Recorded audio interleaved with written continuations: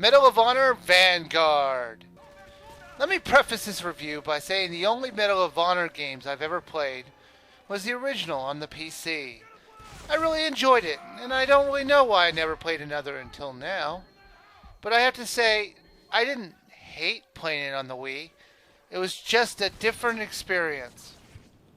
The drab graphics didn't help the game at all. I don't actually blame the Wii on this one. I think EA just got lazy and made all the levels look the same. The controls were both good and bad. The good that the aiming and firing were great, and I didn't have any problem keeping an aim on the enemies, even if the hit detection was a little iffy at best. The bad is that some idiot in the designing department decided to use the motion controls in the game.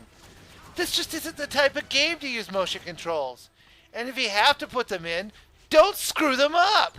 This is most obvious when you're trying to stand, prone, or ducking. To crawl, you thrust the nunchuck down, and to duck, you do it one more time.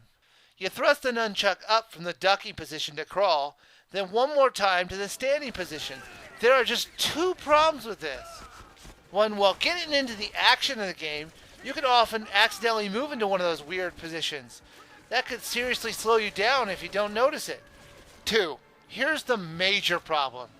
To reload your gun, you have to thrust the nunchuck to the right. And very often the game will read that as a command to get into the ducking position. I gave up on manually reloading it.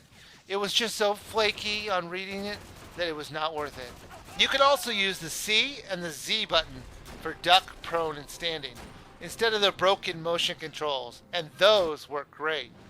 They did do one good thing with the motion controls though, and that's when you throw a grenade. You use the B button to pull the pin, and you act like you're throwing the grenade by moving your hand back and throwing it like a baseball. I found that tons of fun, so I would use a grenade all the time. As long as we're on the topic of controls, switching guns on the D-pad was uncomfortable and confusing.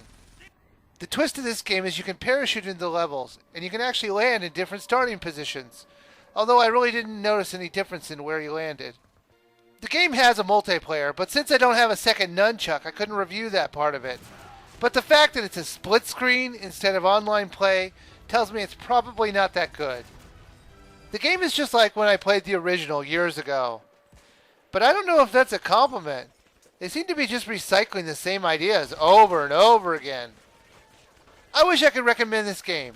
I wish I could overlook the terrible graphics, the bad motion controls, the brain-dead AI, the ho-hum story, or your worthless teammates, because there is fun to be had in certain sections of the game. But a few good areas isn't going to justify the price of $29.99. You should skip it.